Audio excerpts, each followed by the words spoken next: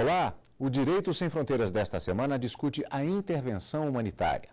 Em que circunstâncias ela é permitida? Quem autoriza? E que episódios trouxeram mudanças de interpretação? Respondem estas e outras perguntas a respeito do tema da semana o professor e doutor em Direito Internacional, João Roriz, e também o professor e mestre em Relações Internacionais, Creomar de Souza. Antes, como sempre, acompanhamos um desses casos de intervenção em uma reportagem elaborada pela produção da TV Justiça.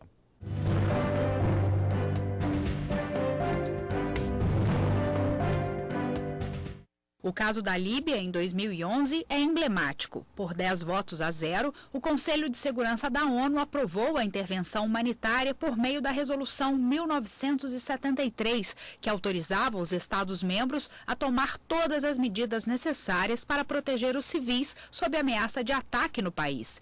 O Conselho entendeu que o governo líbio, sob o comando do ditador Muammar Gaddafi, violava direitos humanos, como detenções arbitrárias, desaparecimentos, torturas e execuções sumárias. Embora a intervenção tenha conseguido frear a ofensiva do governo contra os rebeldes, ela recebeu críticas por ter ido além do que foi autorizado pela ONU. Estudiosos afirmam que as tropas da OTAN que lideraram a ação agiram com a intenção de garantir o respeito aos direitos humanos violados ali, mas também de derrubar Muammar Gaddafi, que perdeu o poder e foi morto num conflito entre rebeldes e as forças leais ao regime do ditador. A intervenção humanitária em Kosovo, em 1999, durante o conflito instaurado no país, foi outro exemplo que marcou a história em nome da proteção civil, mas com uma característica atípica. A OTAN, também responsável pela operação, não tinha autorização do Conselho de Segurança da ONU. Especialistas no assunto afirmam que o caso provocou mudanças nas regras do direito internacional.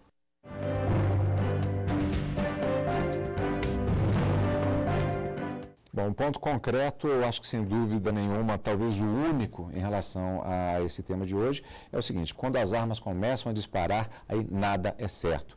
Mas sempre há uma tentativa no sentido de se acompanhar o processo, não tem como fugir a isso, e paradigmas são estabelecidos. Eu começo perguntando, e agradecendo antes de mais nada a participação de ambos aqui nos estúdios da TV Justiça, a intervenção humanitária.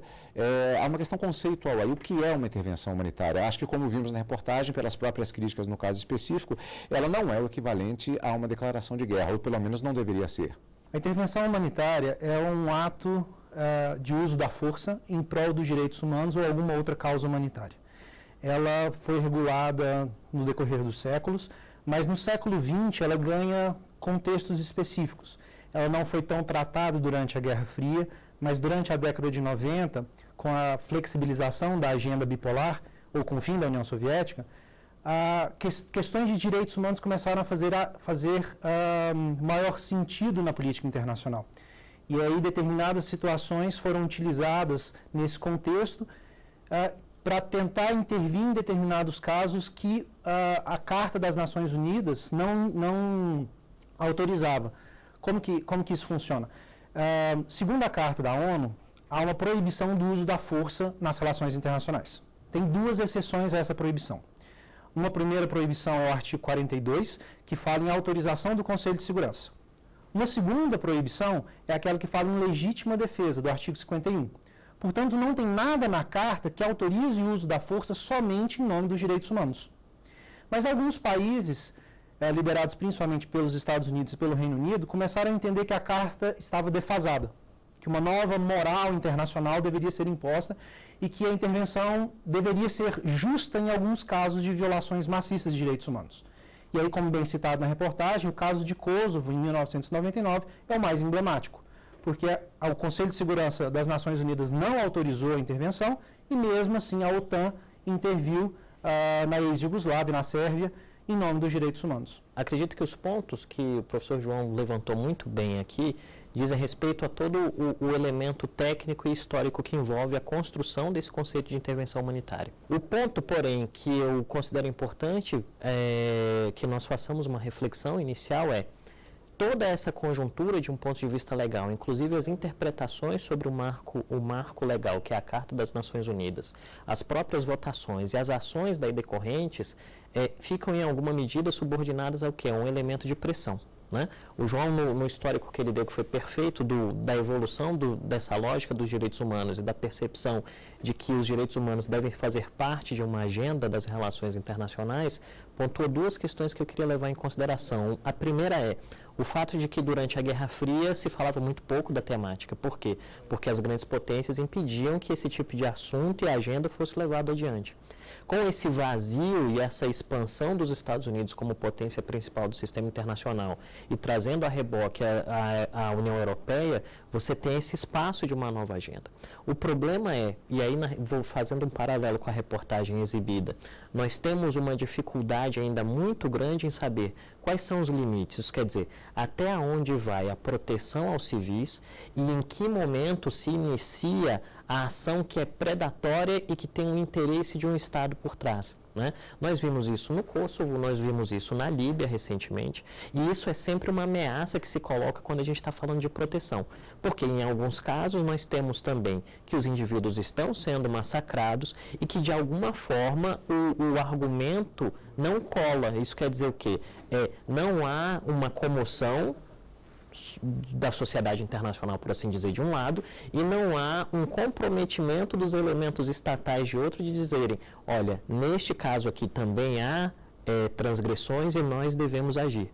Acredito que o grande dilema que nós hoje nos propomos a debater e que nós, como pensadores das relações internacionais e membros desse mundo cada vez mais globalizado, devemos ter em mente é como nós, indivíduos e a sociedade internacional, de certa forma, pode criar instrumento para que cada vez mais as ações sejam muito mais de proteção aos indivíduos e muito menos de poder e interesse dos Estados. Nós temos uma situação neste sentido de um conflito no sentido do direito, quando falamos do direito das populações civis a ter a sua integridade preservada, de vários pontos de vista, físico inclusive, e é o próprio direito à vida. E também há um outro princípio internacional bastante caro, que é a autodeterminação dos povos. Na verdade, nós estamos vendo um pouco desse tipo de situação em que os dois argumentos estão se sobrepesando e criando uma situação de conflito e dificuldade dos Estados nacionais de definirem uma política em relação a essa questão desse tipo de intervenção humanitária? Eu acho que sim, acho que você pode apontar para esse conflito que é inerente a essa questão de intervenção humanitária entre soberania e autodeterminação dos povos, a manutenção da integridade territorial e questões de direitos humanos e de respeito à população civil. Esse embate ficou muito claro depois de Kosovo. Como bem o professor Creomar disse, Kosovo é o caso emblemático e é o caso onde que se mostra mais o interesse por trás dessa retórica de direitos humanos. E por causa de Kosovo, surgiu uma movimentação política dentro da Assembleia Geral das Nações Unidas, principalmente liderada pelo governo do Canadá, para avançar um conceito de responsabilidade de proteger. E aí diferenciando um pouco de intervenção humanitária. Porque a responsabilidade de proteger, ele visa justamente aumentar esse conjunto de princípios que muda a autoridade do Estado para a comunidade internacional. Basicamente, a ideia é a seguinte: se o Estado não consegue, não tem meios ou não tem vontade de proteger a sua população civil, essa população civil, então, estaria respaldada por essa comunidade internacional. E aí vem a ideia de responsabilidade de proteger. O que os críticos da responsabilidade de proteger afirmam? Olha, quem que decide isso? Quais são os limites dessa decisão e qual é o processo decisório que envolve a responsabilidade de proteger. E em que medida ela não é simplesmente uma nova roupagem por essa intervenção humanitária, que não tem nenhum parâmetro legal, visto Carta das Nações Unidas, e ela simplesmente um cheque em branco para grandes potências adotarem uma política externa a seu bel prazer e rotularem isso de direitos humanos. Esses pontos trabalhados aqui pelo João agora trazem à luz a necessidade de nós refletirmos de maneira muito profunda sobre o quê? De um lado, você tem a soberania do ator estatal, e isso é o que dá um mínimo de ordem ao sistema e que impede que nós estejamos em um estado de constante guerra em todos os 4 cantos do planeta. Só que, de outro lado, existem alguns pontos do sistema internacional, isso quer dizer, algumas sociedades que vivem nesse sistema internacional que já perceberam a necessidade da preservação de alguns tipos de direitos básicos às pessoas, né? A dignidade, o acesso à água, o não sofrimento de violência e por aí vai. O que nós temos como dificultador desse processo? Outros interesses que se colocam, interesses de cunho econômico, interesses de cunho geopolítico e estratégico e uma série de outras questões. E, inclusive, faz com que, em alguma medida, quando essa tomada de decisão e esses conceitos, como de responsabilidade de proteger, muito bem mostrado e construído pelo Canadá, e depois uma tentativa do próprio Antônio Patriota, que foi ministro das Relações Exteriores, ao criar uma terminologia de responsabilidade ao proteger, que é levar um pouco mais adiante esse conceito, dando uma roupagem mais institucional e buscando uma lógica bem kantiana mesmo, do direito como algo que protege todos os seres, nós temos uma dificuldade. E essa dificuldade é o quê? Se nós conseguirmos operacionalizar o conceito em termos práticos, nós temos que também conseguir operacionalizar ressalvas que impeçam que o poder dos grandes gere sofrimento aos pequenos na hora de definir quando eu ajo, como eu ajo e por que ajo. Né?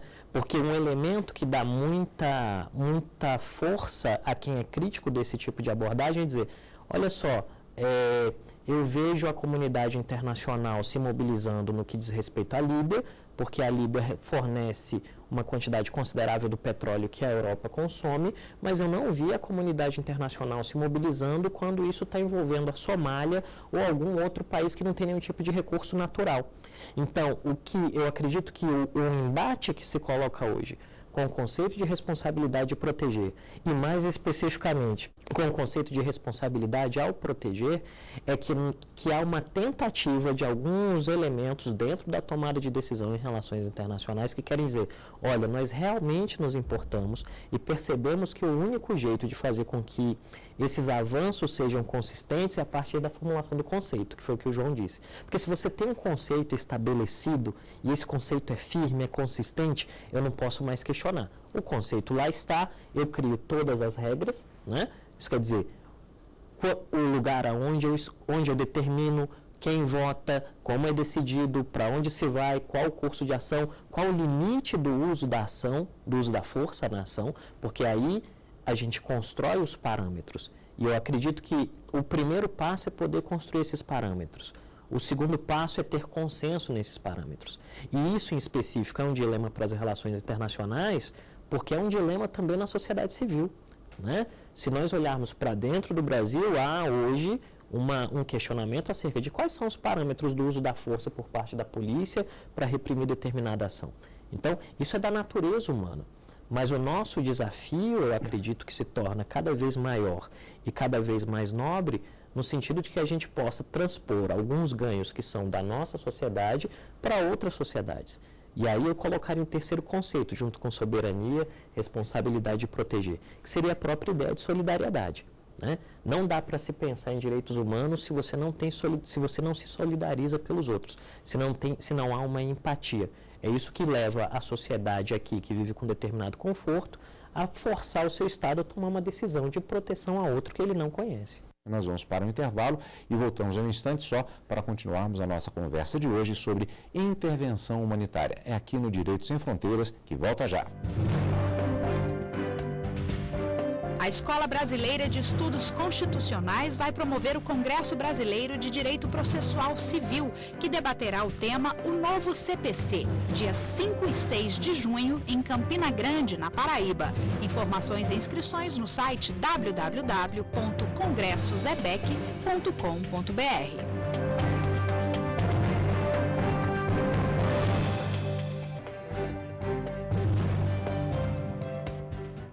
O Direito Sem Fronteiras está de volta. Estamos falando hoje sobre intervenção humanitária. Os países democráticos que, inclusive, fazem parte da Organização das Nações Unidas e que normalmente compõem até o grosso das tropas que são enviadas nestas intervenções humanitárias, têm sofrido pressão da opinião pública com relação aos próprios soldados que estão sendo enviados. Isso acaba fazendo diferença também na determinação de enviar ou não tropas para estas intervenções? Sem sombra de dúvida, é uma das variáveis, porque aí nós temos que lembrar o seguinte: se estamos falando de sociedade democrática, tudo aquilo que o Estado faz em termos de política pública é influenciado pela vontade das pessoas.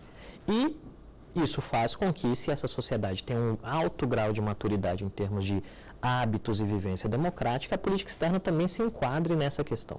Isso leva a um outro elemento, que é, quando nós discutimos a questão dos direitos humanos, dos valores, da solidariedade, isso é um discurso que é muito bonito e que tem muita aderência em qualquer pessoa minimamente responsável e ciente de que vive em um mundo globalizado. O problema é que, na execução dessa tarefa de proteger, sempre há o dano colateral. O dano colateral para o civil que não vai ser protegido em tempo e o dano colateral para aquele que é o operacionalizador dessa ação de segurança, que também pode ser vítima de violência, falecer e por aí vai.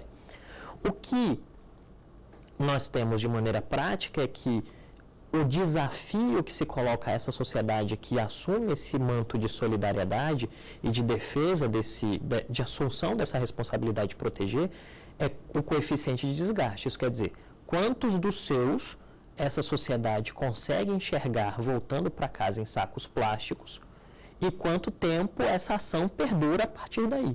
Nós temos algumas ações e casos na história que mostram que alguns países que têm um discurso inicial muito favorável a essas ações recuam de maneira muito forte, né? E não pelos setores que são progressistas dentro das sociedades, mas pelos setores que são mais conservadores, que têm uma visão que é mais contrária a esses direitos, porque eles vão se aproveitar desse momento para fazer de cada uma dessas mortes uma plataforma eleitoral. Eu estou de acordo com o professor Cleomar.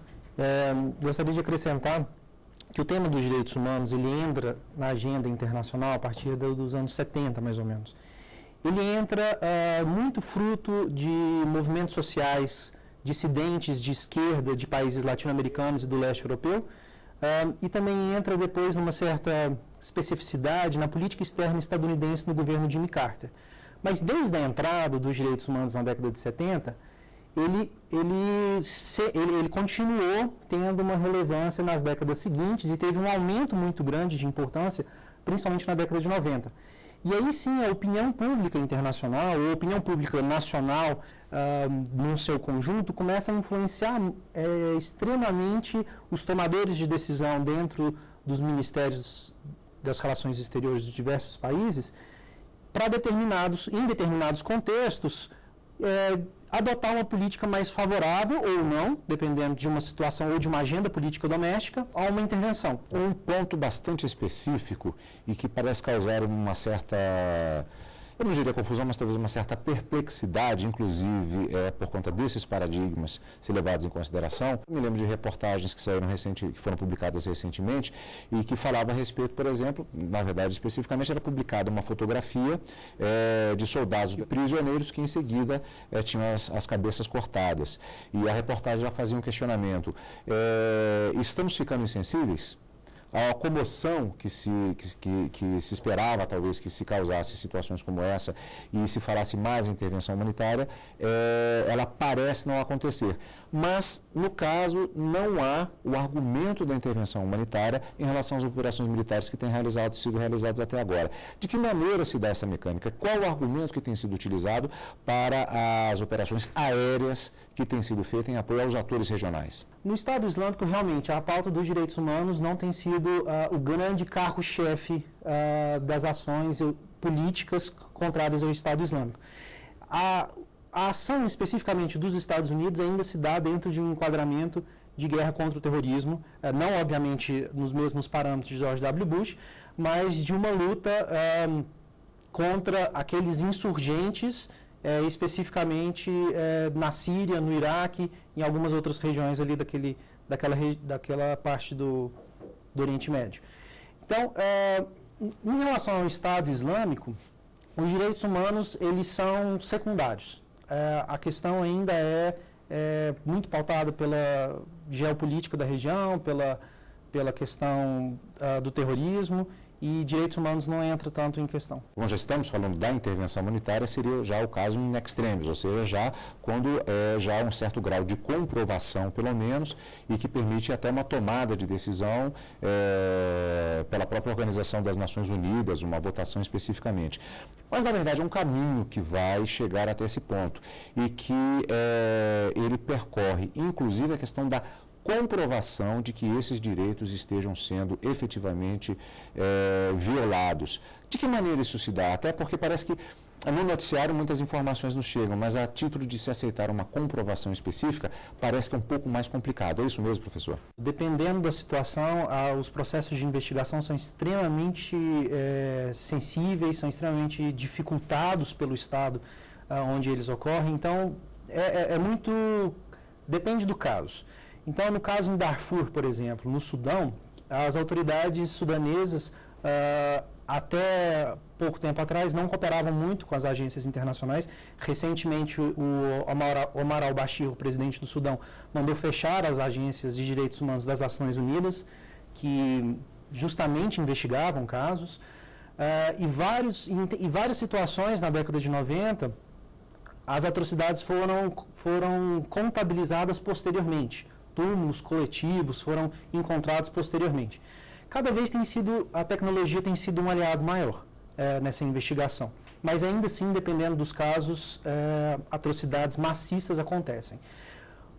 A noção de responsabilidade de proteger tenta, dentre o seu instrumental político e normativo, oferecer certos remédios para que não se chegue à intervenção humanitária.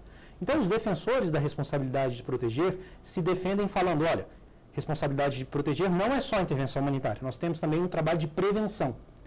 Então, há uma série de medidas preventivas, inclusive de reconstrução nacional, que tentam evitar com que chegue a um caso de pleiteio para intervenção humanitária. Mas, ainda assim, os críticos da responsabilidade de proteger falam, olha, não necessariamente a gente precisa ter isso sem o aval das Nações Unidas. O problema aqui seria quem seria a instituição e os atores políticos capazes de decidir o que é uma violação, quando agir, como agir e quais os limites dessa ação. Essas são, acredito eu, as principais perguntas. Quem são normalmente os agentes apontados como violadores dos direitos humanos que podem ensejar uma situação como essa? É o próprio Estado? De que maneira isso se dá? Normalmente o Estado, né, não só por ação direta, mas por omissão. Né? Você pode ter um caso no qual o Estado efetivamente atua de maneira sistemática para perseguir determinada população. O caso de Darfur é perfeito nesse aspecto, no qual uma autoridade central com determinado tipo de viés religioso ataca as populações que não compartilham desse viés religioso e as expulsam para espaços geográficos do Estado no qual elas vão morrer, porque não há água, não há alimento, não há nada. Né? O Estado sudanês faz isso muito bem. Né? E de outro lado, pode acontecer também no momento no qual o Estado tem até essa vontade de fazer, mas não possui os recursos. Isso quer dizer, há uma degradação institucional de maneira tão posta, tão consolidada, que o Estado não tem capacidade de reagir. Por exemplo, um processo revolucionário ou uma horda de rebeldes que toma de assalto as estruturas estatais e impede essa ação. Então, eu acredito que hoje o nosso principal dilema, quando nós falamos de direitos humanos, é entender que é uma agenda fundamental e que tem que ser colocada acima de outros elementos. A economia, a segurança geoestratégica, seja lá o que for. Porque se nós avançamos em direitos humanos, o que nós temos de maneira muito clara, pelo menos essa é a minha opinião, é que o sistema como um todo se torna melhor, porque as pessoas passam a viver melhor, as relações são mais estáveis e transparentes. Eu queria agradecer muito a participação de ambos aqui nos estúdios da TV Justiça. Eu conversei hoje com o professor e doutor em Direito Internacional, João Roriz, e também com o professor e mestre em Relações Internacionais, Criomar de Souza, falando a respeito desse tema que eu considero bastante importante para falarmos a respeito das relações internacionais aqui no nosso Direito Sem Fronteiras. Mais uma vez, eu agradeço a participação de ambos. E você, para participar, envie a sua sugestão para o e-mail direitosemfronteiras@stf.jus.br. E para rever esta e outras entrevistas, basta acessar www.tvjustiça.jus.br. Até a próxima, tchau!